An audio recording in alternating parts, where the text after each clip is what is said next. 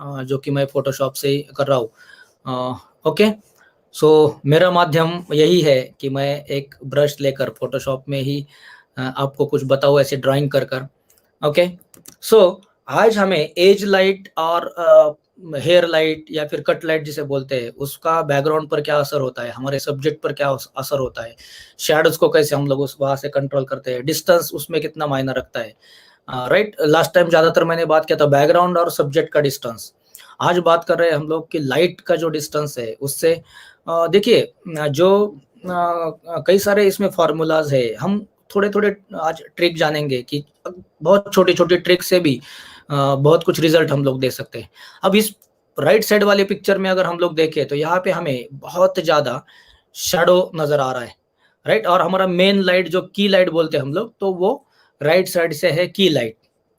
Okay, और loop light किया गया है। लूप लाइट यहाँ से हम लोग देखते हैं लाइटिंग जो करते हैं 6 टाइप ऑफ पोर्ट्रेट लाइटिंग, उसका भी सेशन मैं जल्दी प्लान किया हूँ, लेकर आया हूँ, तो वो भी हम लोग करेंगे। तो लूप लाइट क्या है, ताकि उनको एक बहुत खूबसूरत डायमेंशन भी मिले। ओके, और वही लेफ्ट साइड के पिक्चर में अगर हम लोग देखें तो वहां पे हम लोगों ने एक लाइट यहाँ पर दी है जो कि लगभग यहाँ तक आई है, राइट। ये यहाँ पे प्रॉपर लाइट हम लोगों ने दी है जो यहाँ पर हेयर लाइट के जैसे काम कर रही है, और यहाँ पर वो एज लाइट या फिर कट लाइट के जैसे काम कर रही है, राइट। कट बोल सकते हैं, यहाँ पर हेयर बोल सकते हैं, और हमें खुद को लॉक नहीं करना है, ओपन रखना है। और बहुत बहुत अलग ही खूबसूरती, क्योंकि उसने कहीं पर भी हमारा जो ये जो लूप लाइटिंग किया हुआ है की लाइट पर कोई डिस्टरबेंस नहीं आया है, राइट। लास्ट टाइम हम लोगों ने पैचेस के भी बारे में बात किया था, आज भी पैचेस देखेंगे हम लोग। तो अभी हमें इस टाइप का रिजल्ट लेना है जो कि हम हेयर लाइट या एज लाइट, देखिए कितना लाइवनेस आ गया है पिक्चर में। राइट साइड का पिक्चर देखे तो उसमें थोड़ा कॉन्ट्रास्ट क्रिएट होता है, वही लेफ्ट साइड का देखे तो बहुत लाइवनेस और 3 डायमेंशनल पिक्चर लगता है। तो ये 3D पिक्चर है, एक लाइट ऐड करने से इतना 3D खूबसूरत एक उसका रिजल्ट मिल गया। और इसमें मैंने सिर्फ 2 ही लाइट यूज किए हैं, जो लास्ट टाइम भी मैंने दिखाया था।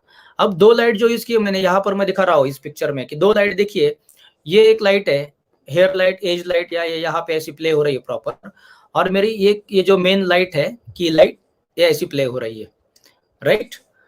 सो ये 2 लाइट पर ही शूट किया गया है। और यहाँ पे मेरा जो ग्रे बैकग्राउंड है, बेसिकली ये जो ग्रे बैकग्राउंड है, इसकी वजह से यहाँ से भी कोई मेरा सब्जेक्ट पर कोई रिफ्लेक्टिव लाइट नहीं आ रहा है। ओके, सो ये इमेज मैंने बस उसी के लिए स्पेशली दिखाया कि आपको पता चले कि दोनों लाइट कैसे रखी है और उसको रखते समय क्या क्या चेंजेस इसमें किए। सो फर्स्ट पिक्चर पर फिर से हम लोग जाते हैं। ये रिजल्ट हमें आगे देखना है कि ये इतना प्रॉपर जो लेफ्ट साइड में जो लाइट है उसको इतना प्रॉपर कंट्रोल मैंने कैसे किया, जो कि कुछ सिर्फ ट्रिक्स है, उसमें बहुत कुछ मॉडिफायर कुछ भी चेंज नहीं किया है, और मुझे यही दिखाना है। कई बार क्या होता है कि हम आर्टिस्ट थोड़े से लॉक हो जाते हैं कि भाई मेरे पास ये मॉडिफायर नहीं है, मेरे पास ये चीजें नहीं है, मेरे पास ये लाइट्स नहीं है, तो फिर मैं ऐसा काम नहीं कर सकता, मेरे पास जगह नहीं है, मेरा स्टूडियो बहुत छोटा है, राइट। स्टूडियो थोड़ा सा साइज में बड़ा होना चाहिए, लेकिन ठीक है, जो भी आपके पास उसमें से मैं आपको क्या दे सकता हूँ, ये मेरे लिए एक बहुत इंपॉर्टेंट है। तो जस्ट मिनट, ओके, तो चलिए हम आगे बढ़ते हैं सेकंड इमेज पर, कि जहां से शायद मैं आपको प्रॉपर बता सकूं कि यहाँ पर क्या ट्रिक, एक नॉर्मल सी ट्रिक क्या की गई है, जहां पर लाइट देखिए, यहाँ पर लाइट कैसे प्ले हो रही है कि ये बहुत एरिया कवर किया है। लास्ट टाइम मैंने बताया था, ये नोज पर पैच आ गया, यहाँ पर कुछ पैच, यहाँ पर कुछ अलग एक effect.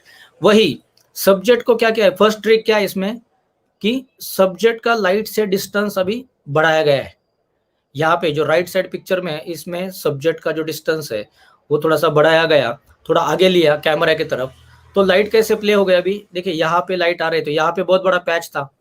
Sorry sorry sorry sorry, मैंने न्यू लेयर नहीं लिया। फोटोशॉप का यही खासियत है कि लेयर पे काम करना जरूरी है, और जो लेयर पे काम नहीं करता उसकी मुसीबतें फोटोशॉप में बढ़ जाती है। सो अभी आपके सामने मेरी मुसीबत बढ़ गई थी, लेकिन मैं बच गया। सो देखिए, ये जो पैच है ये थोड़ा हार्ड बन गया, और ये सॉफ्ट था, ये भी मुझे बताना है। और ये हार्ड पैच है, क्यों मालूम है? क्योंकि लाइट का डिस्टेंस बढ़ गया, ये लाइट दूर हो गई, राइट, लॉन्ग डिस्टेंस पर आ गई, और ये थोड़ी क्लोज थी, नजदीक थी। ओके, सो ये हार्ड हो गई, ये सॉफ्ट हो गई। मैंने लास्ट टाइम भी बताया था कि जितना लाइट क्लोज आएगा उतना सॉफ्ट होगा, जितना दूर जाएगा उतना हार्ड होगा। लेकिन अब क्या किया है कि हम लोगों ने कंट्रोल पाया है यहाँ पर। क्या कंट्रोल मिला कि ये जो फेस का, ये देखिए इतना जो एरिया है, इतना छोड़कर लाइट इसके बाहर प्ले हो गई। यहाँ पे वैसा नहीं था, यहाँ पे इतना एरिया लगभग उसने कवर किया था। सेकंड थिंग, यहाँ पर अगर देखेंगे राइट साइड के इमेज में, तो इतना ही यहाँ पर एक लाइट मिला है। यहाँ पर इतना बड़ा लाइट था, यहाँ पर हाथ पे यहाँ पर लाइट आया था, यहाँ पर वो नहीं है, क्योंकि ऑलरेडी हमें की लाइट मिलने वाला है वहां पर, तो उसकी जरूरत हमें तुरंत नहीं थी। अब ये कैसे हो गया, उसके लिए शायद थोड़ा सा हमें आगे का एक इमेज देखना पड़ेगा कि ये कैसे हुआ। तो देखिए यहाँ पर मैं बताने जा रहा हूँ कि ये कैसे हुआ है। ओके, तो ये जो फर्स्ट इमेज था हमारा, जहाँ पे नोज पर ये आया था, तो देखिए वो ये जो लाइट है, मैंने लास्ट टाइम सब कुछ मिक्स कर दिया था, तो आज पर्टिकुलरली इसी पर भी बात कर रहा हूँ। ये जो लाइट है ना, ये फेस पर ऐसी प्ले हो रही है और यहाँ पर आ रही है, यहाँ पर आते हुए वो नोज तक जा रही है, राइट।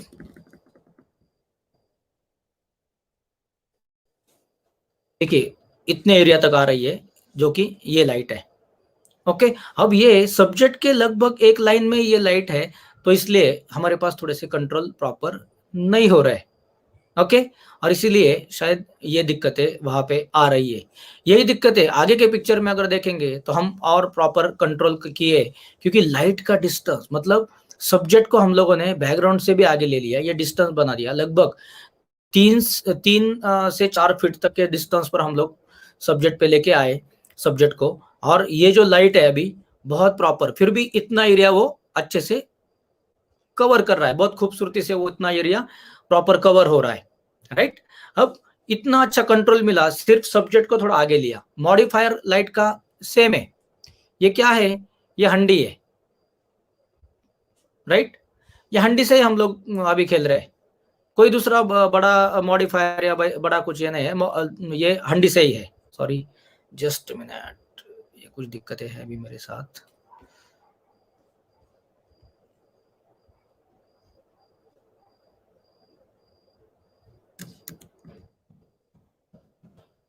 मैं पेंट ऐप पर काम कर रहा हूँ और इसकी बहुत खूबसूरत मज़ा भी है, लेकिन उसके साथ थोड़ा खेलना पड़ता है, और मेरी उसमें भी अभी स्टार्ट हो गई है, और मज़ा भी आता है फिर ड्राइंग करने में। ओ ओ ओ ओ ओ, परफेक्ट।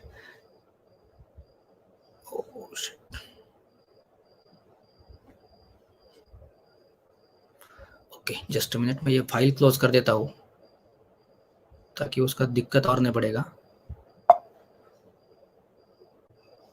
चलिए, कोई दिक्कत नहीं है।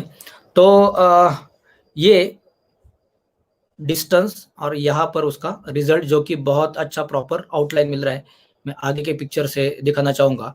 अब आगे जाके हमें बहुत अच्छा कंट्रोल यहाँ पर मिला, और बैकग्राउंड देखिए बहुत खूबसूरत अब यहाँ पे, क्योंकि लाइट का जो है ना, लाइट यहाँ पे बहुत बैकग्राउंड पर आ रही थी, अब यहाँ पे वो कम हो गई, क्योंकि उसका डायरेक्शन हम लोगों ने इस तरफ कर दिया, और सब्जेक्ट का डिस्टेंस लगभग लगभग 5 से 6 फीट बैकग्राउंड से आगे ले लिया, राइट।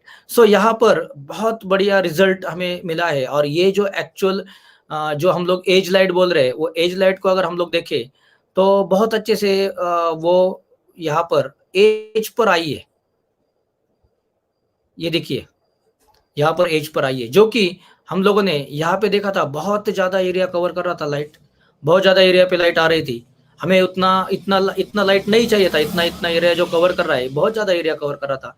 दूसरे पिक्चर में भी अच्छा खासा एरिया वहां पे कवर कर रहा था। इसको कंट्रोल कैसे किया हम लोगों ने, बस यहाँ पर सब्जेक्ट और बैकग्राउंड और सब्जेक्ट और लाइट में डिस्टेंस बढ़ा दिया, ताकि लाइट का डायरेक्शन यहाँ पे आ गया, और लाइट सिर्फ एक एज पर ही प्ले हो रहा है, राइट। ये एज लाइट बहुत खूबसूरत मजा ला रही है, बहुत अच्छा कंट्रोल हमें मिला है। बाल अगर हम लोग देखें तो एक एक बाल का वहां पे डिटेलिंग हमें मिल रहा है। अब देखिए लाइट अगर हम लोग डिस्टेंस में करते ना, तो इनवर्स जो हमारा स्क्वायर लॉ है, इनवर्स स्क्वायर लॉ पर हम लोग बाद में सेशन करेंगे, इनवर्स स्क्वायर लॉ, तो उस पर बाद में सेशन करेंगे। लेकिन ये एक इम्पॉर्टेंट है कि यहाँ पे हम लोगों को वो समझना है कि वो किस तरीके से काम करता है, और उसके अकॉर्डिंग हमें अपना एक्सपोजर भी वैसे सेट करना पड़ता है। अगर आपके पास लाइट मीटर है तो और आप इजी एक्सपोजर मीटर सेट कर सकते हैं, लाइटिंग मीटर जो है एक्सपोजर सेट कर सकते हैं लाइटिंग मीटर का यूज करके, जो कि आप आपका आईएसओ का कैमरा में क्या रखा है और आपका शटर स्पीड क्या रखा है वो सेट कर दीजिए, और एपर्चर आपको मिलेगा उस लाइट कितनी पावर आप लाइट दे रहे हैं उसके अकॉर्डिंग एपर्चर आपको डायरेक्ट अपना मीटर बताएगा, वो एपर्चर बस सेट करना है। Light right.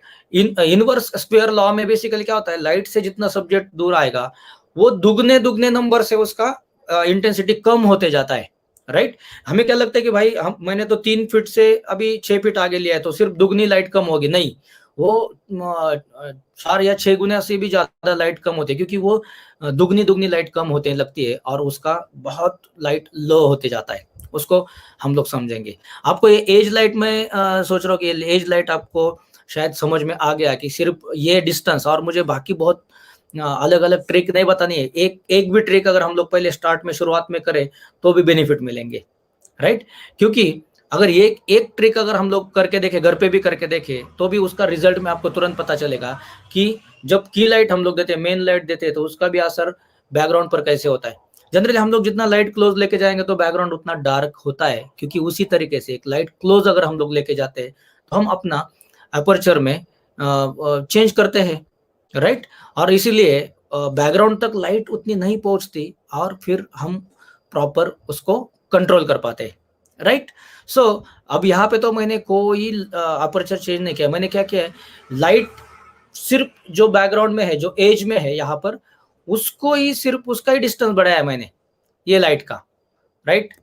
यही लाइट का डिस्टेंस बढ़ाया है मैंने, कोई जो फ्रंट की लाइट है ना उसको मैंने सेम टाइप में प्ले किया है, सेम डिस्टेंस से किया, लेकिन ये डिस्टेंस मैंने बढ़ा दिया और उससे क्या हो गया कि बैकग्राउंड का भी डिस्टेंस बढ़ गया। लेकिन देखिए फिर भी बैकग्राउंड में अच्छी खासी लाइट यहाँ पर है और टेक्सचर भी मिल रहा है, यही मजा है एक्चुअली, यही मजा है इनवर्स लॉ। क्योंकि हम लोग वो जब प्रॉपर काम करेंगे ना, उसके लिए सिर्फ एक बार डार्क बैकग्राउंड और ब्राइट बैकग्राउंड पर भी हम लोग सेशन करेंगे, जो कि समझने में बहुत ईजी हो जाएगा। अब यहाँ पे हम लोग बहुत अच्छे से देख पा रहे हैं कि ये जब डिस्टेंस आ गया तो कितना खूबसूरती से हमारा लाइट यहाँ पर प्ले हो गया। राइट।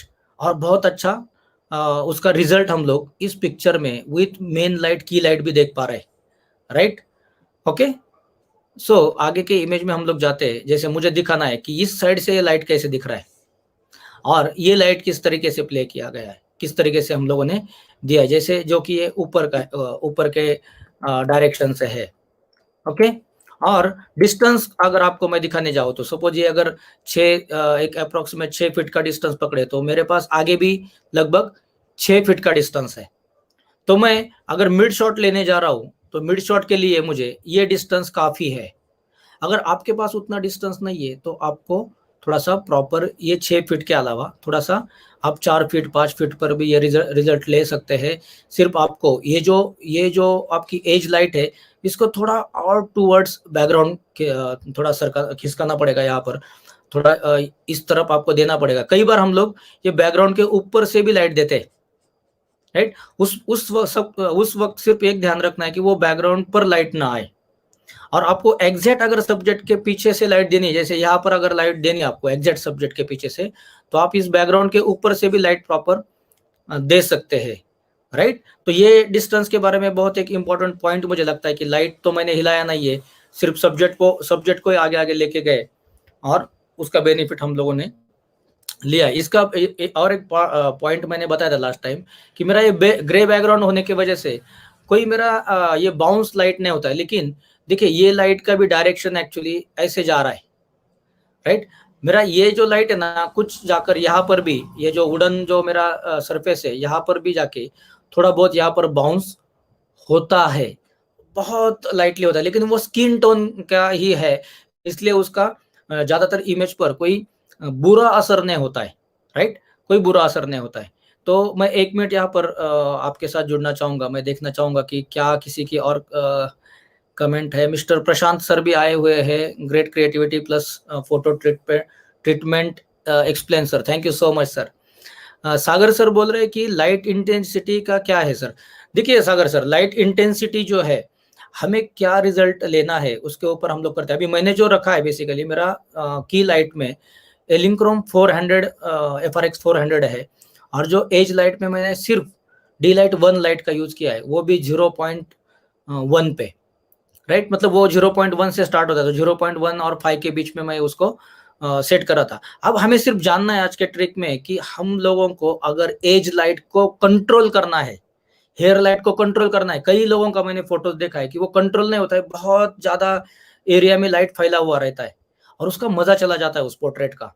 तो वो सिर्फ आज मैं दिखाने जा रहा हूँ। लाइट इंटेंसिटी बहुत एक इंपॉर्टेंट पार्ट है, और इंटेंसिटी के बारे में मैंने अभी बताया कि जो इनवर्स स्क्वायर लॉ जो काम करता है उसको आपको समझना है। कई सारे वीडियोस यूट्यूब पर अलग अलग चैनल्स पर है, आप वो भी देख लीजिए। यहाँ पे धीरज सर आए हैं, उनको प्रणाम। तराना सर, तराना फोटोग्राफी, दिलीप जगताप सर, सभी को प्रणाम। अनिल तोड़कर सर है, सभी को प्रणाम, वेलकम। और आपकी कमेंट आप कर दीजिए, आप कहाँ से वो भी कर दीजिए। इसी के साथ मैं एक आपको बहुत एक इम्पॉर्टेंट बात बताने जा रहा हूँ। वो डेफिनेटली एक अपॉर्चुनिटी भी है। अगर मुझे सिर्फ पिंक कीजिए यहाँ पर कि आप में से कितने फोटोग्राफर्स को स्टूडियो फोटोग्राफी में, न्यूबॉर्न फोटोग्राफी में दिलचस्पी है, रुचि है, या फिर आप न्यूबॉर्न फोटोग्राफी करना चाहते हैं। आप जस्ट 1 मिनट का समय लेकर आप कमेंट बॉक्स में डाल दीजिए कि कितने फोटोग्राफर्स को एक्चुअली न्यूबॉर्न फोटोग्राफी में रुचि है। स्टूडियो में बहुत खूबसूरत सब्जेक्ट आया है, देखिए मैटरनिटी फोटोग्राफी भी हम लोग, न्यूबॉर्न, मैटरनिटी, ये स्टूडियो फोटोग्राफी के सब्जेक्ट्स है और बहुत ज्यादा इम्पोर्टेंट है।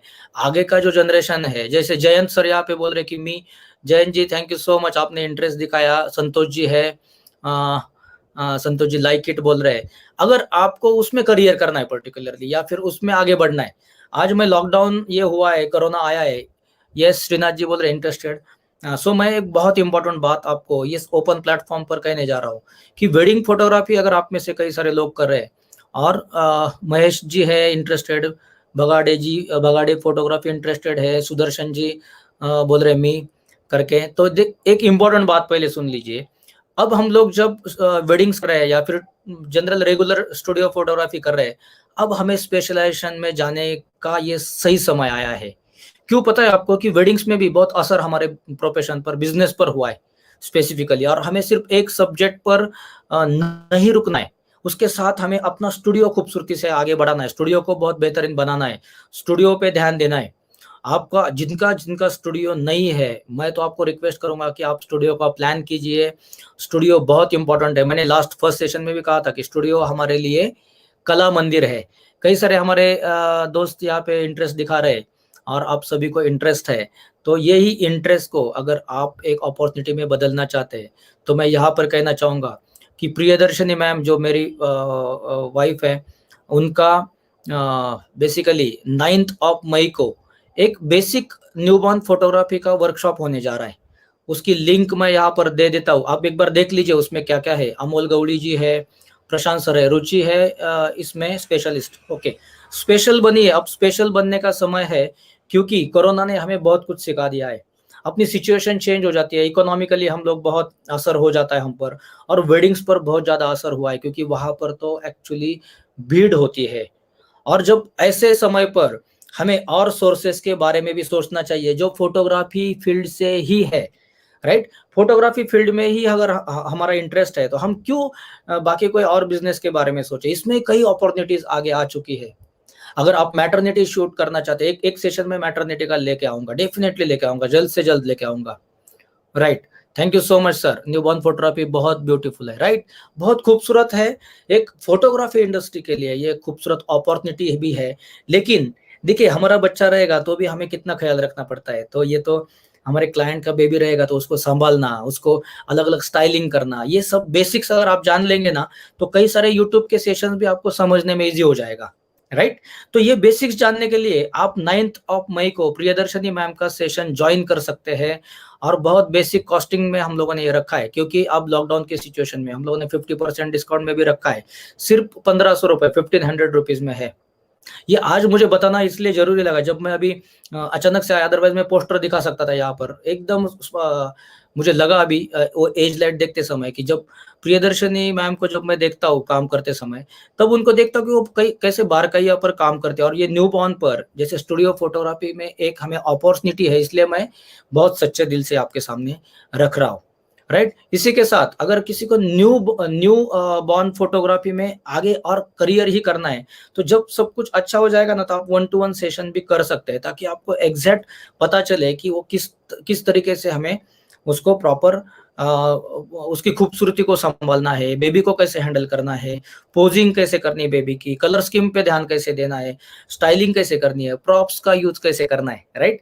प्रॉप्स का यूज बहुत इंपॉर्टेंट है। हमें क्या लगता है, कई फोन आते हैं मुझे दिन भर कि भाई सर प्रॉप्स कहाँ पे मिलेंगे। कई लोगों को मैं समझाता हूँ कि सर सिर्फ प्रॉप्स मत लीजिए, क्योंकि प्रॉप्स कैसे यूज करना है वो भी तो समझना जरूरी है।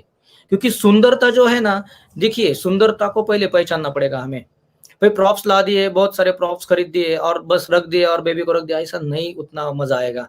उसका उसका कलर स्कीम को जानना होगा, उसके लाइटिंग को जानना होगा, उसके कॉम्पोजिशन को जानना होगा, उसके राइट एंगल को जानना होगा।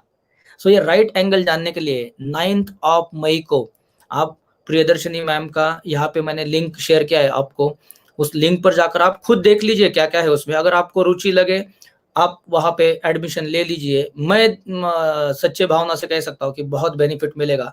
सिर्फ न्यूबॉर्न का ही नहीं, आपको स्टूडियो फोटोग्राफी के भी कई ट्रिक्स मिलेंगे, क्योंकि न्यूबॉर्न एक पर्टिकुलर सब्जेक्ट हो गया, लेकिन स्टूडियो फोटोग्राफी हमारा सबसे इंपॉर्टेंट टॉपिक आज चल रहा है, और स्टूडियो फोटोग्राफी की अपॉर्चुनिटीज के भी बारे में हमें बात करना है।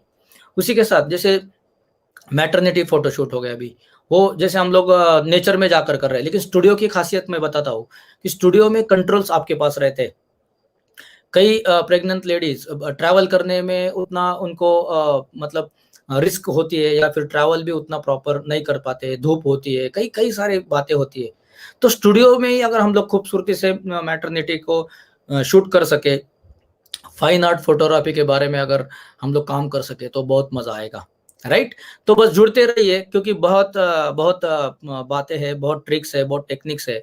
और इसी के साथ ही अगर कई लोग आज जो हमारे साथी जुड़े, जिन्होंने भी कोई बिगिनर्स है या जिन्होंने स्टार्ट किया है, तो अगर आपको बेसिक फोटोग्राफी में भी अगर कुछ बातें क्लियर करनी है, तो बेसिक का भी 10 डेज का कोर्स रखा है, जानबूझ के वो 10 डेज है, क्योंकि रोज एक पर्टिकुलर टॉपिक कवर करे। और उसका भी लिंक मैं आपको डेफिनेटली शेयर कर दूंगा। ऑलरेडी यूट्यूब पर भी उसके बारे में बताया गया है कि वो भी आप ज्वाइन कर सकते हैं। ओके, तो चलिए आगे बढ़ते हैं। थैंक यू सो मच, इतने इंटरेस्टेड मेंबर है, तो अगर हो सके तो आप ज्वाइन कीजिए। अगर आपको वो सब देख लीजिए, अगर पसंद आए तो ज्वाइन कीजिए, नॉलेज डेफिनेटली बहुत अच्छा मिलेगा। तो आगे बढ़ते हैं, और आगे बढ़ते समय मैं जब स्टूडियो का ये जो आपको स्टूडियो दिखा रहा हूँ यहाँ पर, मुझे बहुत खुशी होगी ये हमारा स्टूडियो दिखाते समय, कि एक्चुअली 22x22 का सिर्फ शूट के लिए स्पेस रखा है हम लोगों ने। और यहाँ से अंदर अगर हम लोग जाते हैं, तो ये जो रूम है यहाँ पर, ये है बेसिकली मेकअप और चेंजिंग रूम। एक बहुत अच्छा रूम है, वहाँ पे हम लोगों ने बेड वगैरह भी बनाया है, जो कि प्रेग्नेंट लेडीज आती है तो उनके लिए भी वो रेस्ट करे, न्यूबॉर्न बेबीज आते हैं। और उसी को लग के ये देखिए, ये मैंने एक अच्छा यहाँ पे किया है कि जो पता ही नहीं चलता। यहाँ पे एक क्लाइंट्स के लिए वॉशरूम है, और यहाँ पे एक बहुत अच्छा म्यूरल है। सो स्टूडियो को खूबसूरत बनाना है हमें, राइट। जो कि हमारे क्लाइंट अगर आते हैं तो उनको बहुत अच्छा फील हो। एक बार स्टूडियो किस टाइप में होना चाहिए, क्या स्पेस होना चाहिए, वो भी एक हम लोग काम कर सकते हैं। लेकिन एक विड्थ के अकॉर्डिंग अगर हम लोग देखें ना, तो अप्रॉक्स 15 फीट अगर आपके पास है तो बहुत बेहतर होगा। और ऐसे एक अप्रोक्सीमेट 18 फीट या 20 फीट अगर आपके पास है तो और भी बेहतर होगा, ताकि आपको डिस्टेंस पे काम करने में मजा आएगा, राइट। जनरली अपने पास कई बार ये दिक्कत आती है कि 8x12, 8x10 ऐसे स्टूडियोज हमारे हैं। शॉप्स हम लोग लेते हैं ज्यादातर, तो शॉप्स क्या होता है कि वो पर्टिकुलर उसी के अकॉर्डिंग डिजाइन करते हैं, तो वो छोटी जगह बन जाती है अपने लिए। तो अगर आप शॉप्स के अलावा, मतलब हम जो शॉप्स में रुक गए ना फोटोग्राफर्स, वो शॉप्स में रुकने से अच्छा अगर हम लोग थोड़ा अच्छा स्पेस अगर हम लोग ले, राइट, थोड़ा प्रॉपर बड़ा स्पेस अगर हम लोग ले, तो बहुत अच्छे कंट्रोल अपने हमें मिल सकते हैं। और बहुत पोटेंशियल है स्टूडियो फोटोग्राफी में, बहुत कुछ कर सकते हैं हम लोग, राइट। तो जैसे मैंने इस पिक्चर में और इस पिक्चर में मुझे ये दिखाना था कि ये डिस्टेंस पर मैं किस तरीके से काम कर रहा हूँ, राइट। क्या तरीका है यहाँ पर कि सिर्फ डिस्टेंस बढ़ाया तो ये डिस्टेंस मेरा कम हुआ था और पैचेस जनरेट हो रहे थे। लाइट तो ये ऑलमोस्ट सेम डिस्टेंस पर ही है, सिर्फ हम लोगों ने उसको आगे यहाँ तक लेके आए। ये डिस्टेंस बढ़ने से मेरा बैकग्राउंड का लाइट भी बहुत अच्छे से कंट्रोल हो गया। ओके, आगे बढ़ते हैं हम लोग कि यहाँ पे अगर आपको प्रॉपर मतलब ये सेम एंगल से अगर देखने में बहुत प्रॉपर रहेगा कि ये देखिए मैंने इस तरीके से उसको डिवाइड किया है, और प्रॉपर अगर ये लाइट यहाँ से अगर प्ले हो रही है तो उसकी शैडो मेरी नीचे यहाँ पर जा रही है, राइट। यहाँ पे नीचे शैडो जनरेट हो रही है, यहाँ पर बैकग्राउंड पर कोई भी शैडो मेरा नहीं हो रहा है, ताकि ये डिस्टेंस मैंने कर दिया।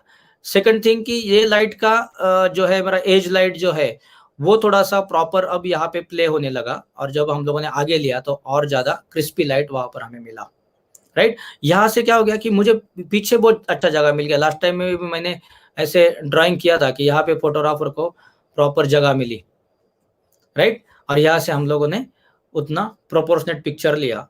और जनरली हम लोग गियर्स के बारे में अगर बात करें तो स्टूडियो फोटोग्राफी के लिए अपनी जो एक स्टैंडर्ड लेंस है 24-120 भी अगर आपके पास है, फुल फ्रेम कैमरा अगर आपके पास है तो वो भी बहुत अच्छी है, 4.0 है, सफिशिएंट है।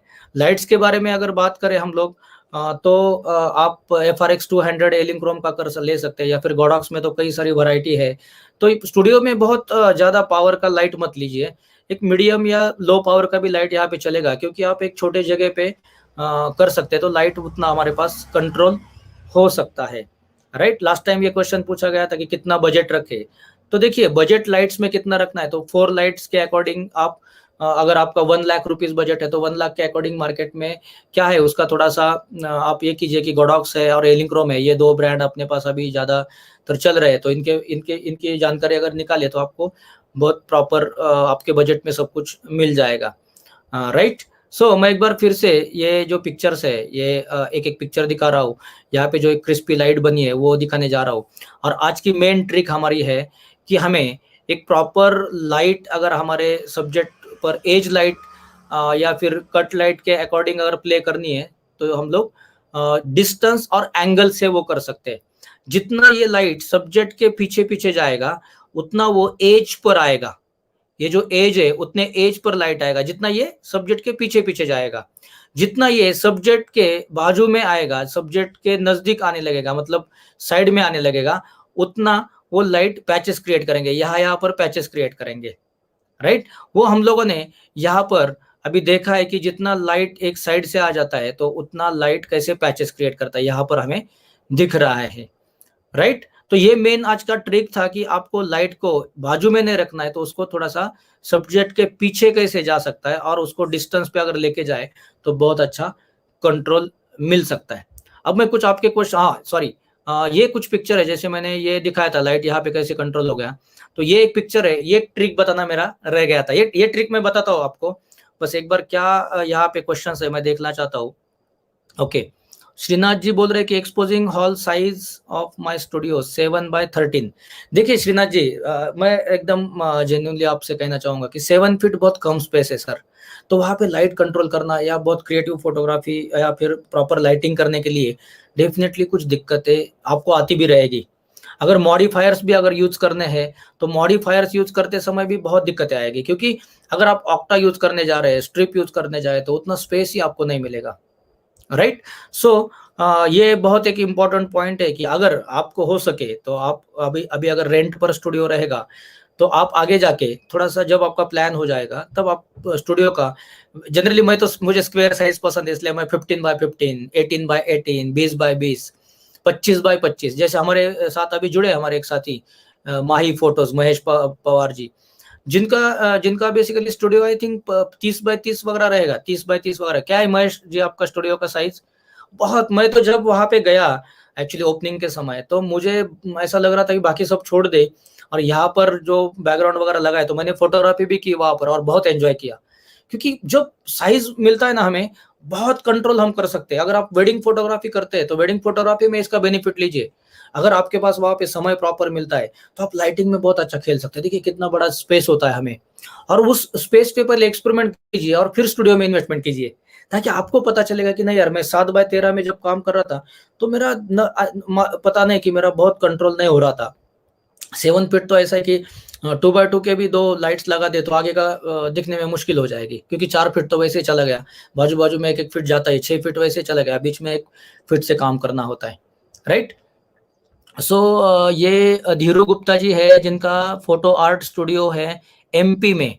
चलिए एमपी भी आ गए, बहुत बढ़िया सर।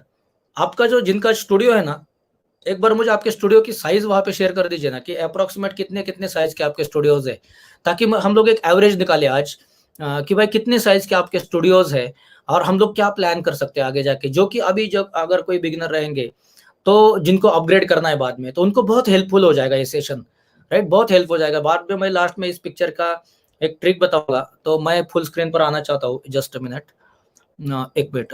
नितिन सर का स्टूडियो का साइज है 12 बाय 30 फीट। बहुत बढ़िया सर जी, मजा आता रहेगा आपको काम करने में। और 12 फीट का भी अगर हम लोग आगे आगे थोड़ा और बढ़ाए ना, और मजा आएगा। लेकिन 30 बहुत बढ़िया साइज है। और मैं तो ये आपको रिकमेंड करूंगा कि जिनको एक प्रोफेशनल स्टूडियो बनाना है, और तो आप कोई शॉप मत देखिए। जैसे फर्स्ट फ्लोर सेकंड फ्लोर पे आप स्टूडियो बना सकते हैं और क्लाइंट आते हैं। अगर आपका स्पेशलाइजेशन है ना, तो क्लाइंट आते हैं। मैंने नितिन सर का काम देखा है, बहुत खूबसूरत नितिन सर काम करते हैं। बहुत अच्छे दोस्त है मेरे और बहुत बढ़िया काम करते हैं। नितिन सर सातारा से है और उनका कमर्शियल फोटोग्राफी भी बहुत बढ़िया करते हैं सर। तो जैसे सर का स्टूडियो 12 बाय 30 है, जयंत सर का 9 बाय 18 है। सर 18 तो बहुत बढ़िया जगह है, 9 को अगर हम लोग थोड़ा आगे जाके बढ़ाए तो मजा आएगा। जयश्री स्टूडियो है यहाँ पर 10 बाय 25, बहुत अच्छा। ये जगताप अंबादास जी, चलो ये भी बहुत अच्छे दोस्त है मेरे। और इनका 10 बाय 25 का स्टूडियो है। विजय कुमार जी का 10 बाय 15 का है। डिजाइना फोटो का है 20 बाय 11, बहुत बढ़िया। अमोल सरोदी जी का है 10 बाय 20। तो मुझे लग रहा है ये 18 20 15 20 ये साइज थोड़ा कॉमन लग रहा है मुझे। 12 बाय 13 का है अजित सर का, बहुत बढ़िया सर। तो अभी तक हम लोगों ने जो एवरेज निकाल रहे हैं हम लोग, तो 12 बाय 15 या 10 बाय 15 बोल सकते हैं हम लोग। इनके बीच में स्टूडियो ज्यादा है 10 बाय 15। और अगर आपका कभी भी अगर फ्यूचर में प्लानिंग है कि भाई थोड़ा अपग्रेड करना है, और लाइट के अगर बारे में हम लोग जितने सेशन अभी करेंगे ना इसमें, तो उसमें हम लोग जानेंगे कि स्टूडियो का साइज का क्या बेनिफिट मिलेगा, राइट।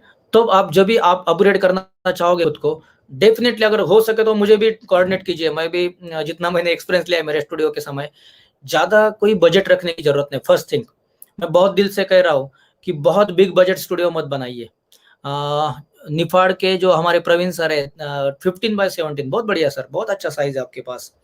और तो मेरी एक रिक्वेस्ट है अभी आप सभी से, जितना भी आपने ये किया है, आपके जो स्टूडियो के जो आपको पसंद आते हैं ऐसे, बस एक 2-2 पिक्चर भी अगर आप पोर्ट्रेट्स मुझे अगर शेयर करोगे, तो मैं मेरा ईमेल आईडी यहाँ पर पिंग करता हूँ।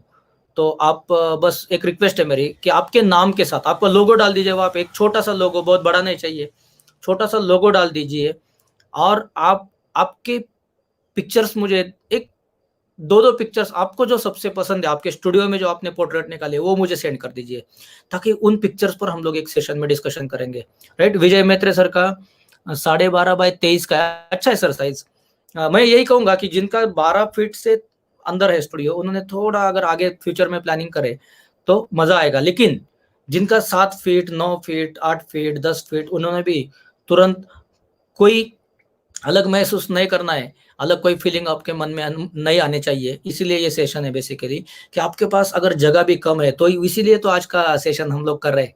ये तीनों सेशन उसी के लिए है कि भाई 7 फीट है, सिंगल लाइट पर काम करें ना, बहुत मजा आएगा। सिंगल लाइट पर काम कीजिए। अगर एज लाइट देना है तो आप डिस्टेंस से उसको सब्जेक्ट को आगे लीजिए, क्योंकि आपके पास सिर्फ विड्थ में प्रॉब्लम है, राइट, डेप्थ में प्रॉब्लम नहीं है आपका। इसलिए मुझे आपके स्टूडियो के साइज जानने थे कि आपके पास डेप्थ सबके पास है, और आप सब्जेक्ट को बैकग्राउंड से आगे आगे आगे ले सकते हैं और लाइट में डिस्टेंस बना सकते हैं।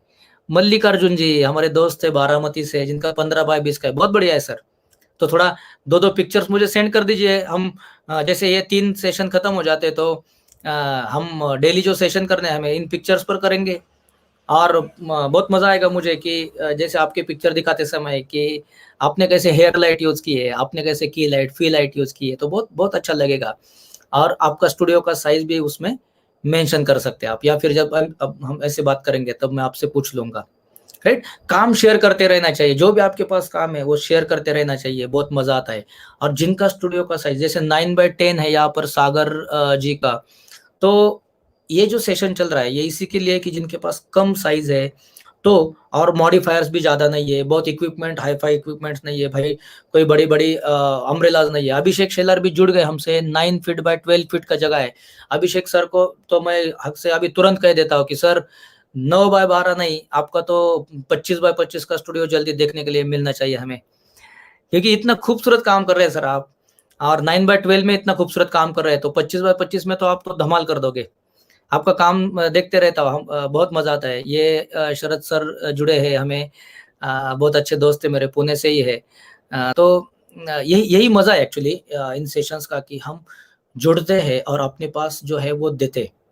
तो देखिए 9 बाय 10 आ गया, 9 बाय 12 आ गया, और इनके काम मैंने देखे तो अभी भी बहुत खूबसूरत काम कर रहे हैं। मज़ा तब पता चलेगा जब अपने पास थोड़ा स्पेस मिलेगा और हम डिस्टेंस का यूज़ करने लगेंगे अपने फ़ोटोग्राफ़ी में, डायरेक्शन का प्रॉपर यूज़ करने लगेंगे, प्रॉपर एंगल का यूज़ करने लगेंगे, बैकग्राउंड के बारे में टेक्सचर्ड बैकग्राउंड का यूज़ करने लगेंगे, तो अपना फ़ोटोग्राफ़ी पूरा चेंज होते जाएगा। तो छोटे स्टूडियो में छोटी-छोटी ट्रिक्स यूज़ करके हमें रिज़ल्ट लेना है। जैसे बैकग्राउंड से सब्जेक्ट को आगे लेके आए, तो और एक लास्ट वाली ट्रिक मैं बता देता हूँ, बहुत सिंपल है, आपने तो पिक्चर देखा तभी जान भी गए होंगे, तो मैं आपको पिक्चर दिखाता हूँ फुल स्क्रीन पर। ओके, अब क्या हो गया कि मैंने बताया कि भाई आपको डिस्टेंस तो बढ़ाना है, राइट? तो जैसे डिस्टेंस हम लोग बढ़ाते हैं, तो क्या कंट्रोल मिलता है। अब यहाँ पे क्या हो गया, डिस्टेंस भी बढ़ा दिया था हम लोगों ने एक मीडियम डिस्टेंस पर, मतलब 4 से 5 फीट आगे हम लोग आए थे। लेकिन ये एक बहुत बड़ा पैच यहाँ पर जनरेट हो रहा था, राइट? अब मुझे अगर ये पैच नहीं चाहिए और मेरा मॉडिफायर भी, मेरे पास कोई हनीकॉम्ब नहीं है, हंडी में यूज़ कर रहा हूँ, उसका डिफ्यूज़र लगा के, और ये पैच अगर कंट्रोल नहीं होता है, तो शायद मैं बताने से भी अच्छा कि आप बता सकते हैं कि यहाँ पे वो पैच कंट्रोल हो गया है। कोई लाइट का एंगल चेंज नहीं किया है, लाइट का कोई एंगल चेंज नहीं किया गया है। तो आप बताइए मैंने क्या किया है एक्चुअली, जिनको ये समझ में आई ये ट्रिक, तो बताइए कि ये लाइट मैंने कैसे कंट्रोल किया। आप मुझे जस्ट फटाफट पिंग कीजिए कि ये लाइट को मैंने कैसे कंट्रोल किया। आपको क्या दिख रहा है वहाँ पर? मैं ये थोड़ा-सा हटा देता हूँ कि लेफ्ट साइड के पिक्चर में ये फोरहेड पर बहुत कॉर्नर पर एक बड़ा पैच आ रहा था, जो कि राइट साइड के पिक्चर में नहीं आ रहा है। तो राइट, ओके, सागर जी कर्नाटका से है, राजू सर का 10.15 का है, माउली फोटो अंबाजोगाई से उनका 10/20 का है, संतोष सर का। बहुत बढ़िया सर, बहुत सर, बढ़िया। तो आप मुझे बताइए कि ये दोनों पिक्चर में आपको क्या लग रहा है कि लाइट का तो मैंने डायरेक्शन चेंज नहीं किया है, कोई डिस्टेंस चेंज नहीं किया है, तो एग्जैक्ट क्या बदलाव क्या है कि जिसके लिए बड़े स्टूडियो की जरूरत नहीं है।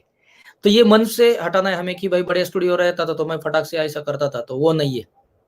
तो 2-3 4-5 और लो लाइट पावर लो नहीं सर, मैं क्लियर कर देता हूँ कि लाइट का पावर भी कम नहीं किया, लाइट का एंगल भी कम नहीं किया, लाइट का डिस्टेंस भी कम नहीं किया, सब कुछ जैसा है वैसा ही है। कई फोटो आर्टिस्ट ने यहाँ पर बताया ऑलरेडी आंसर, बहुत खूबसूरत सेशन आज चल रहा है, बहुत मजा आ रहा है कि फेस को थोड़ा सा हल्का सा एक साइड में थोड़ा सा इतना बस उसका एंगल चेंज कर दिया, और बड़े स्टूडियो का प्रॉब्लम छोटे स्टूडियो में भी आसानी से सॉल्व हो गया।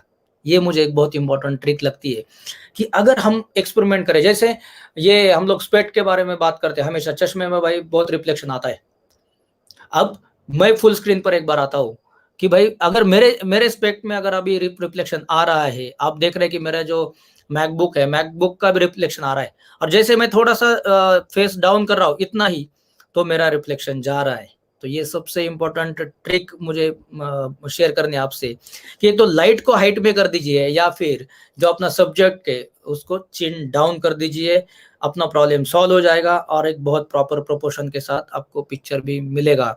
अगर सब्जेक्ट को नीचे ऐसा डाउन करते समय अगर उसके प्रोपोर्शन की मजा नहीं आ रही है, फेस का अगर डायमेंशन चेंज हो रहा है, तो आप लाइट को थोड़ा सा ऊपर कर सकते हैं, और ये आसानी से ये जो चश्मे में जो लाइट रिफ्लेक्ट होता है ये प्रॉब्लम सॉल्व कर सकते हैं। वैसे ही ये कोल्हापुर से हमारे दोस्त है Sarthak ji, thank you so much.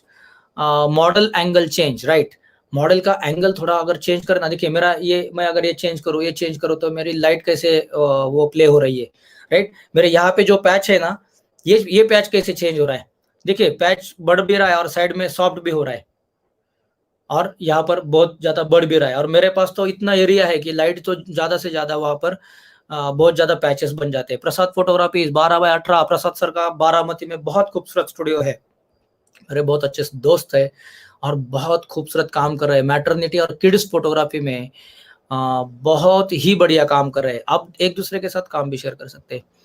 Okay, जीत रावल जी कह रहे हैं कि can you share lighting theory sir.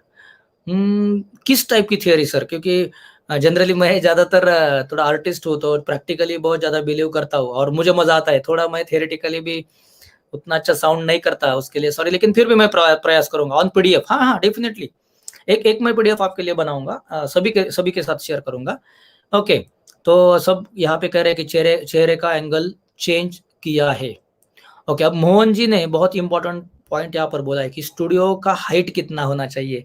देखिए सर, ये एक बहुत इंपॉर्टेंट टॉपिक है कि स्टूडियो का हाइट बहुत इंपॉर्टेंट मुझे लगता है, क्योंकि मेरे स्टूडियो का हाइट जो है ना वो सिर्फ 9 फीट ही है। और हम लोग पीओपी वगैरह करते हैं तो पीओपी करते समय वो और हाफ, मतलब किसी का 1 फीट, किसी का हाफ फीट, 8 इंच भी कम हो जाता है, तो भी स्टूडियो और छोटा हो जाता है। अगर आप वो प्रॉपर पेंटा सिस्टम वगैरह लगा रहे हैं तो कम से कम मिनिमम 12 टू 13 फीट अगर आपकी स्टूडियो की हाइट रहेगी तो आप बहुत अच्छा काम वहाँ पे कर सकते हैं, उस सिस्टम का भी यूज कर सकते हैं। और जनरल भी मुझे ऐसे हमेशा लगता है कि स्टूडियो की हाइट सर मिनिमम 12 फीट चाहिए। मुझे लगता है ऐसा, पर्सनली मेरी वो सोच है। मैं मिस करता हूँ क्योंकि ना लाइट कंट्रोल, मतलब लाइट को हाइट भी देना है ना तो वो बहुत कंट्रोल करना पड़ता है खुद को। और 11-12 फीट हाइट रहेगा ना तो लाइट भी बहुत सब्जेक्ट का, कभी कभी स्टैंडिंग पोज में हमें पिक्चर लेना है और थोड़ा और हाइट से लाइट देना है तो हमारा सीलिंग को लाइट लग जाती है, और सीलिंग में भी वो लाइट रिफ्लेक्ट होकर प्ले होती है, नीचे आती है, राइट।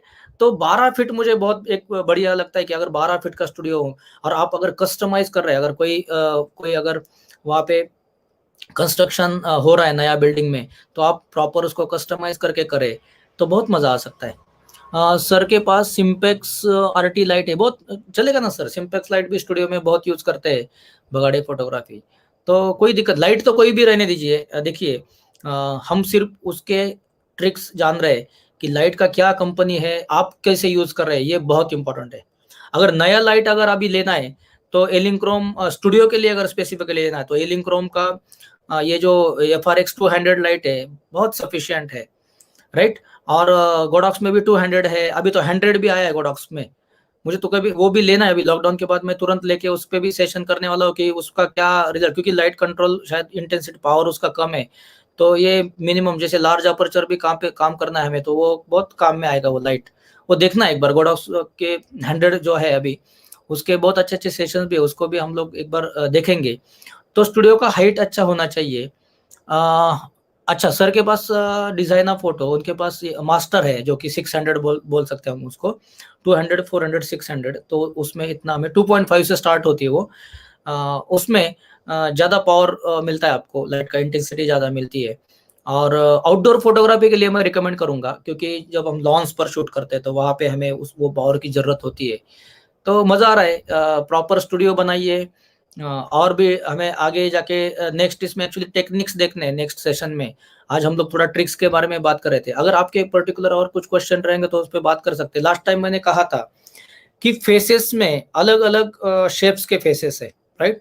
और अगर वो शेप्स को अगर हम लोग जाने तो बहुत अच्छा लाइटिंग हम लोग कर सकते हैं। तो प्रैक्टिस बहुत ज़्यादा जरूरी है। अगर आपको रुचि है तो आप ये अब 2 दिन 3 दिन के बाद फिर से सेशन रहेगा, तब तक कुछ अगर पिक्चर प्रॉपर अभी आज के सेशन के बाद इस टाइप में अगर कुछ प्रयास करके शेयर करते तो भी बहुत अच्छा लगेगा। और मैं बेसिक कुछ शेप्स के बारे में ड्राइंग करके आपको बताता हूँ कि एग्जैक्ट क्या किस टाइप के शेप्स जनरली आप ढूंढिए। बाकी कि आपके सामने आपके फैमिली में भी आप ऑब्जर्व कर सकते हैं कि भाई मैं फोटोशॉप में ड्राइंग करके दिखाना चाहूँगा कि जैसे ओके, जस्ट अ मिनट।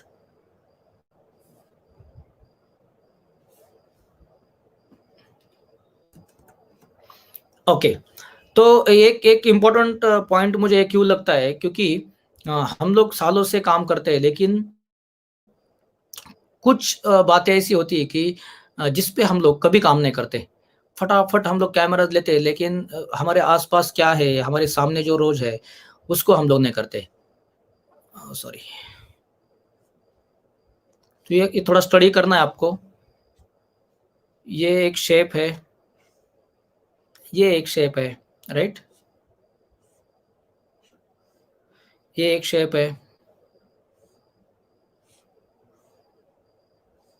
ये एक शेप है,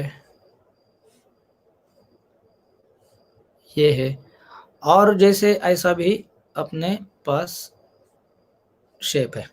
देखिए, अगर फेसेस के बारे में अगर हम लोग बात करेंगे, तो ये सभी के टाइप के फेसेस हमारे आसपास है। कई चेहरे राउंड शेप में होते हैं, जैसे अभी मेरा अगर फेस देखेंगे तो ज़्यादातर वो राउंड शेप में है। उसके अकॉर्डिंग उनका प्रोपोर्शन जो है ये बनता है, राइट। अगर ओवल शेप में है तो उसके अकॉर्डिंग उनका प्रोपोर्शन वैसा बना रहेगा। तो ये डिस्टेंस और ये डिस्टेंस, फोरहेड का डिस्टेंस, हर एक में कई कई लोगों का चिन बहुत छोटा होता है, राइट। और फिर ये फेस ही ऐसा ऐसा नीचे ऐसा ऐसा होके वो आता है यहाँ पे, ये इस टाइप में। तो हमें इस टाइप के जो फेस, जैसे बॉक्सी फेस होता है, कई लोगों का ऐसा proper boxy face, jaw line एकदम स्ट्रेट आती है, और ऐसे बॉक्सी होता है, किन किन का स्क्वेयरिश होता है, और कई लोगों का ये हेक्सागोन के जैसा भी होता है। हमें क्या करना है, बेसिकली इनका आज से स्टडी शुरू करना है, जिसको हम लोग फेसेस एनाटॉमी भी कह सकते हैं। आप एनाटॉमी के भी ड्राइंग्स भी देख सकते हैं। इनका फायदा आपको पोर्ट्रेट में, ये जो लाइट प्ले करनी ना, एंगल वाइज जो परसों हम लोग बात कर रहे थे कि भाई 45 डिग्री देना क्या, तो ये नोज बहुत इंपॉर्टेंट है ना, इसमें जो नोज रहता है बेसिकली। तो अगर हम लोग प्रॉपर ड्राइंग करें और ड्राइंग से अगर हम लोग जाए आगे, तो ये जो नोज है, अब इसमें कोई कोई नोज ऐसे होता है, राइट, कुछ कुछ नोज ऐसे होते हैं कि यहाँ पे ऐसे आते हैं, राइट। अब तो ये तो मैंने थोड़ा सा ऐसे साइड से जानबूझ के दिखाया कि हम लोग ऐसा थोड़ा साइड से पिक्चर जब निकालते हैं,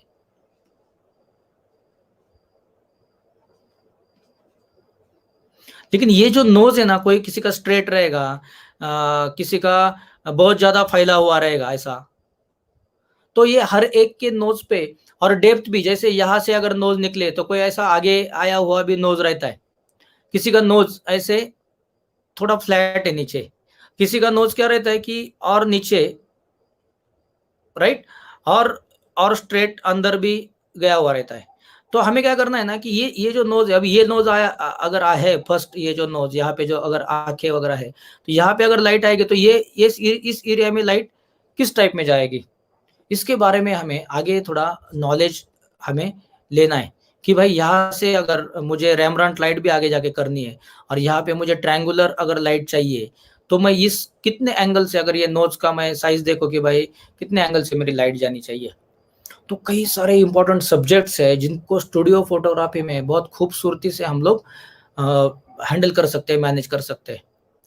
तो फिर ओके, तो आई थिंक आज के लिए ये मुझे इतना इम्पोर्टेंट लग रहा है। अभी भी मैं जितने हमारे साथी जुड़े हैं 64, उनको रिक्वेस्ट करता हूँ कि अगर फोटो आरटीओ यूट्यूब चैनल को अगर किसी ने सब्सक्राइब नहीं किया है, तो एक बार आप सब्सक्राइब कर दीजिए, बेल बटन को वो आइकॉन पर भी क्लिक कीजिए, ताकि नए नए वीडियोस देखेंगे। आज हम लोगों ने मुझे स्क्रीन फुल स्क्रीन पर आता हूँ मैं, 1 मिनट, फुल स्क्रीन पर आते हैं। आज हम लोगों ने केक स्मैश जो होता है, स्टूडियो फोटोग्राफी का सब्जेक्ट है, राइट, और बहुत इंटरेस्टिंग है। आप ये सेशन जैसे खत्म हो जाएगा, वो वीडियो वहां पर देख लीजिए, आपका कमेंट भी कीजिए, क्योंकि वहां पे हम लोगों ने थोड़ा सा टाइम लैप्स में, कई लोगों को मन में ये रहता है कि भाई ये सेटअप वगैरह क्रिएट करते हैं स्टूडियो में, ये डायरेक्ट रेडी मिलता है क्या, बैकग्राउंड में डायरेक्ट होता है क्या, बैकग्राउंड ही मिलता है क्या, तो हम किस तरीके से सेटअप क्रिएट करते हैं उसका आपको एक टाइम लैप्स वीडियो आपके साथ शेयर किया है अभी, ऑलरेडी वो है प्लेलिस्ट में। आप एक बार जाइए केक स्मैश का स्टूडियो, और देखिए कि वहां पे स्टूडियो का यूज कैसे किया है, वहां पे स्टैंड का यूज कैसे किया है, वहां पे कैसे एलिमेंट्स को अरेंज किए करने में, बलून्स को कैसे अरेंज किया है, वो टेंट कैसे छोटा उसका यूज किया है, किस तरीके से वहां पे कभी कभी थोड़े थोड़े विजुअल्स देखकर भी बहुत मजा आता है, राइट। और मैंने जैसे कहा कि अगर आपको न्यू बॉर्न में रुचि है, तो आप जरूर उस लिंक पर क्लिक कीजिए। मैं फिर से एक बार लिंक शेयर करता हूँ, 9 मई को जो सेशन होने जा रहा है, और जिनको किसी को बेसिक फोटोग्राफी में रुचि है तो उन्होंने बेसिक फोटोग्राफी का डिटेल जान लीजिए। लेकिन मैं दिल से हक से कहूंगा कि आप न्यू बॉर्न के लिए डेफिनेटली, जिनको इंटरेस्ट है वो ज्वाइन हो जाइए। आपको फर्क पता चलेगा कि उसके बाद में आपको उस सब्जेक्ट की तरफ देखने का नजरिया चेंज हो जाएगा, और आप बहुत खूबसूरती से अगर कोई वीडियो भी देखोगे तो तुरंत आपको आइडिया मिलने लगेगी। ओके, तो पर्टिकुलर कुछ आपके क्वेश्चन रहेगा तो आप प्लीज शेयर कीजिए तुरंत, मजा आएगा मुझे, मेरे पास जो है शेयर करने में मजा आएगा।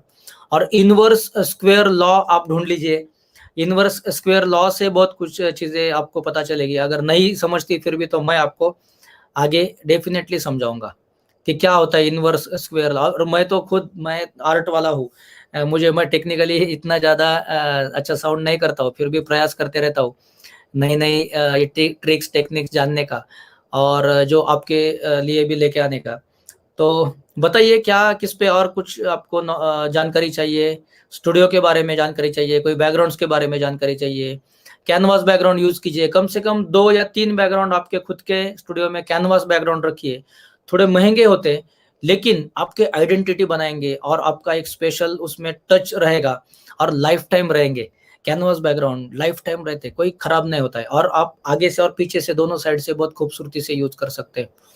और बाकी सीमलेस बैकग्राउंड भी है। आप पेपर बैकग्राउंड, जैसे पेपर बैकग्राउंड जो है उनका बहुत अच्छा यूज कर सकते हैं, उसमें भी अलग अलग कलर्स मिलते हैं, राइट। और पेपर बैकग्राउंड का रोल जब मिलता है तो वो लगभग 25 फीट तक रहता है, तो जो खराब होते जाएगा उसको कट कर सकते हैं हम लोग।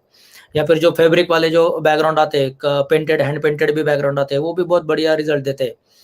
तो जितना हो सके आपके पास जब जब मौका मिले तब तब आप बैकग्राउंड खरीदे, ताकि आपको स्पेसिफिक कलर स्कीम के बैकग्राउंड आपके पास रहे। मेरे एक दोस्त है यहाँ पर, सुशील जी है, अंबाजोगाई से। उन्होंने खुद के बैकग्राउंड कुछ क्रिएट किए। जैसे वो हमारे पास बारदान होता है, उसको क्या कहेंगे हिंदी में वर्ड मुझे पता नहीं, शायद बारदान ही कहते रहेंगे।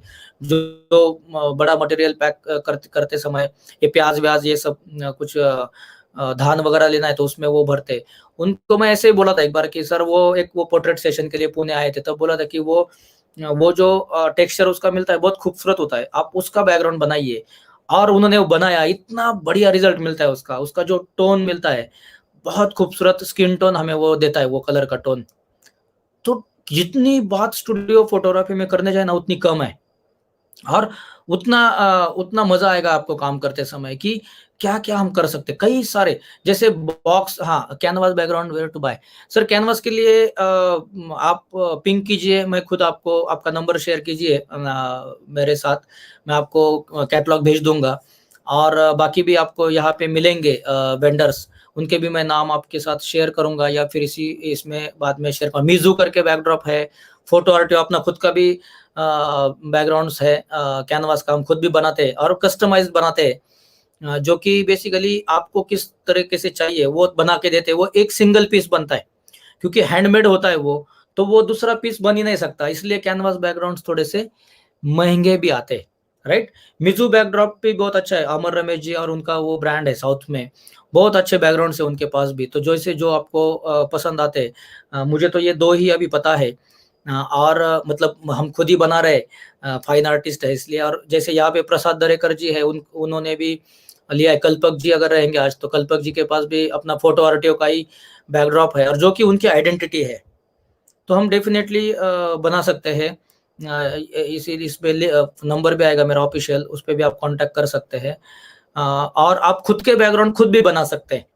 जैसे पुराने जो आपके पास कुछ टेक्सचर्ड मटेरियल कपड़ा कभी मिलता है हमें, वो आप ढूंढ सकते हैं, उसका अलग अलग शेड्स में वो टेक्सचर्ड चाहिए, ग्लॉसी अगर रहेगा तो वो रिफ्लेक्ट करेगा, टेक्सचर्ड रहेगा तो बहुत मजा देगा, उस टाइप के भी आप बैकग्राउंड्स खुद के बना सकते हैं। ये जो बॉक्सेस आते हैं ना अपने पैकेजिंग करने के लिए, तो बॉक्सेस का बैकग्राउंड बहुत अच्छा बना सकते हैं आप, और बाद में उसको डिसमेंटल करके प्रॉपर वार्डरोब में रख भी सकते हैं। थोड़ा आपको क्लैंपिंग वगैरह, प्रॉपर क्लैंप लगा कर वगैरह करना पड़ेगा। और जितने हम लोग फाइन आर्ट फोटोग्राफी करते हैं तो उसमें अलग अलग ये जो बैकग्राउंड जब यूज करते हैं बहुत मजा आता है और बहुत खूबसूरत रिजल्ट मिलता है। अगर मेरे पास अभी आपको दिखाने के लिए एक अगर मेरा पसंदीदा फाइन आर्ट पिक्चर अगर रहे तो मैं तुरंत आपको यहाँ पे प्रेजेंट कर देता हूँ, दिखा देता हूँ। जस्ट मिनट, मुझे कुछ समय दीजिए ताकि मैं आपको वो पिक्चर दिखा पाऊँ। बहुत पसंद आता है वो, बहुत खूबसूरत आर्ट वर्क है वो। और क्या होता है कि जब एक बार ये इसके कुछ हमें तरीके पता चले ना, तो हम बहुत अच्छा वहाँ पे रिजल्ट लेकर, और स्टूडियो फोटोग्राफी में बहुत फिर मजा आने लगता है हमें, क्योंकि कंट्रोल अपने पास होते हैं। हमें पहले ये करना होता है कि भाई किस तरीके से हमें ये चाहिए, अपना रिजल्ट चाहिए। इसमें एक स्टूडियो में और एक खासियत है कि आप जैसे अलग अलग कुछ कटआउट्स जो मिलते हैं ना, उसका यूज करके भी एक ड्रामेटिक लाइट भी आप बहुत अच्छे से ले सकते हैं, ड्रामेटिक लाइट। तो मॉडिफायर्स के जगह पे कुछ कटआउट्स आपको यूज करने हैं, और उन कटआउट्स का अगर आप प्रॉपर यूज करेंगे तो आपको बहुत अच्छा रिजल्ट वहां पे मिलेगा, राइट। हाँ, ये एक पिक्चर मुझे मिल गया, बहुत पसंद आता है ये पिक्चर मुझे, कि टेक्सचर का मजा ये पिक्चर दिखाता है। मैं तुरंत आपको ये दिखा देता हूँ, जस्ट मिनट।